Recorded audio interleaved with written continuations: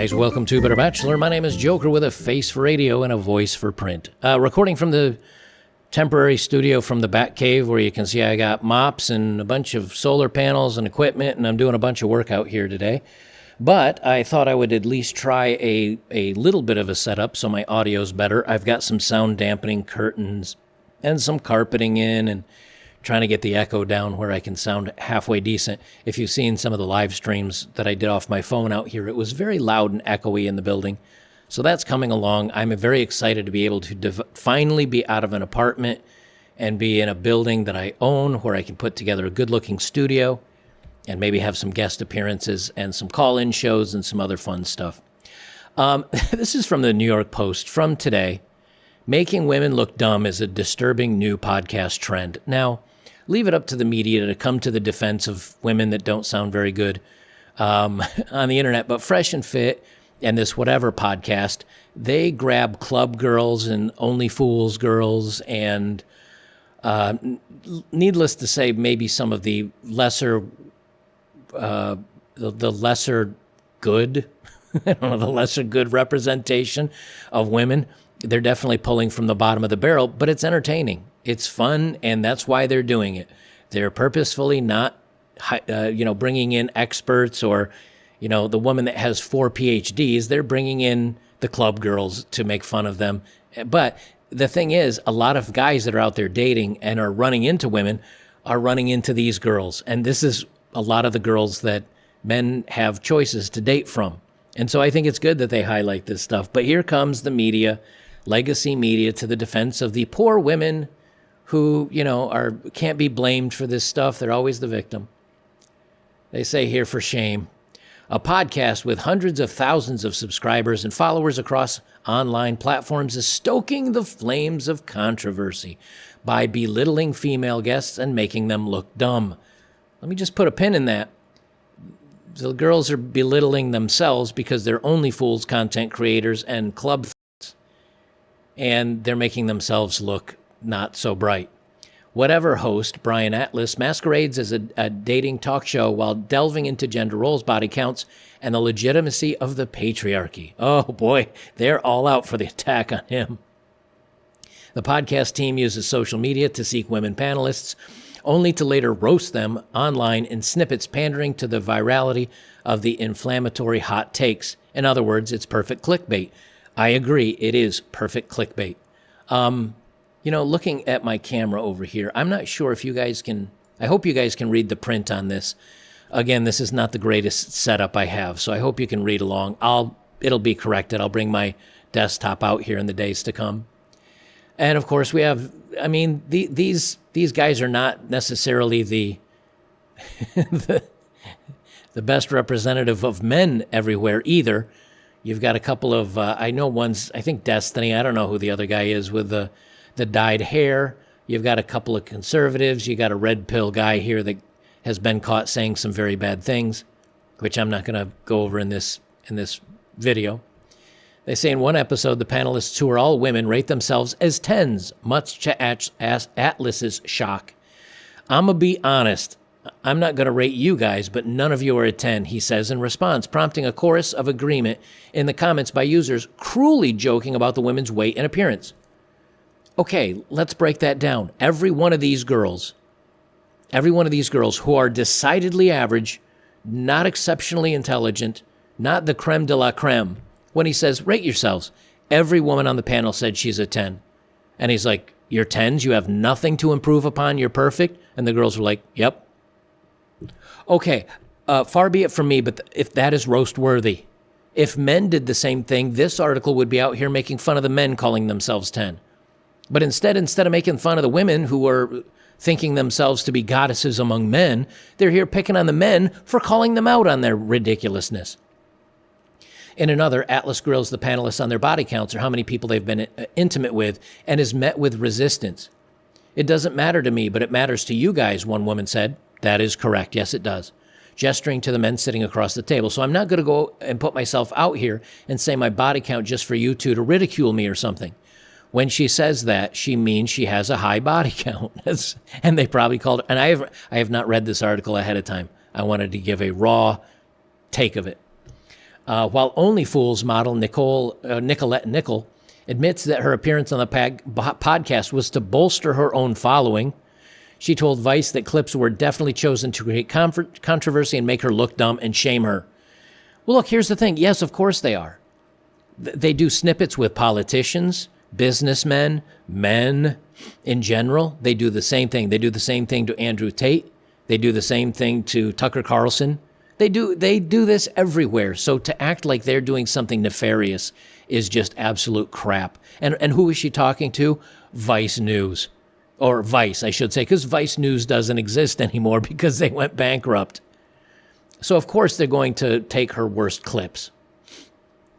On Twitter and TikTok, the videos provocate one-line captions to lure thousands to millions of views. Only fools girls get roasted, the podcast tweeted. They think they're 10s.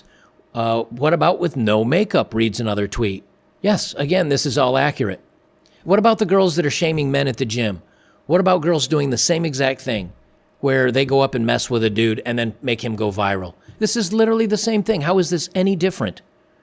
On Twitter, Whatever often promotes videos from conservative commentator Ben Shapiro and champions disgraced internet personality Andrew Tate.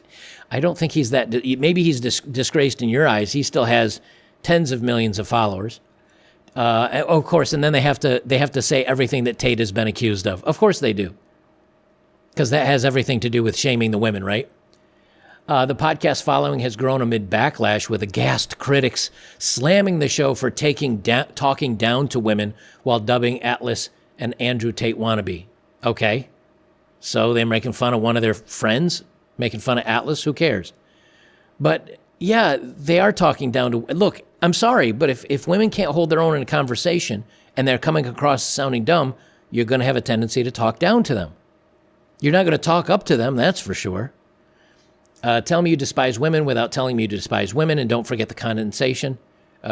Condescension, one Redditor snarked. Redditor. That's their commentary is coming from So far we're hearing from Vice. We're hearing from Only Fools content creators. We're hearing from people from Vice, from Redditor. Okay. Yeah, Reddit is the place where the creme de la creme, there's a bunch of mouth breathers out there too, let's face it. Is it me, or do all these women look incredibly uncomfortable, wrote another in part. Yes, they would be. I would feel very uncomfortable if I was in like some sort of a historical, literacy debate with Ben Shapiro and Jordan Peterson. I would look like a fish out of water because I would be a much lesser intellectual force, and I would know it. Well, that's probably what's happening to these women. Remember, this is where Gorlock the Destroyer came from, was one of these. And that's a whole nother story. But that she's, quote unquote, she said she was a 10 as well. And she's a 400-pound woman. Let's see. Drew Fualo, a content creator popular for her online takedowns of controversial men, responded to clips of the Whatever podcast. Okay, so she can take down controversial men, but men can't take down controversial women? Says the woman that's overweight, crooked teeth. She's got teeth like a garden rake, and she's got tattoos on her hands. Okay, but so she's your go-to. Great job, Post. Let's see. Content creator Drew Afualo, who counts 8 million TikTok followers, thanks to her zingy clapbacks at misogynistic men. Okay, so men that call her out are misogynistic, but she can call out men and she's not misandrist. Do you see the double standards here? It's brilliant. It's brilliant. No wonder lamestream media is losing all credibility with anybody. They say in one clip, she stitches a snippet of Atlas calling a female panelist not a 10 in reference to her looks, to which she says, that's just your opinion.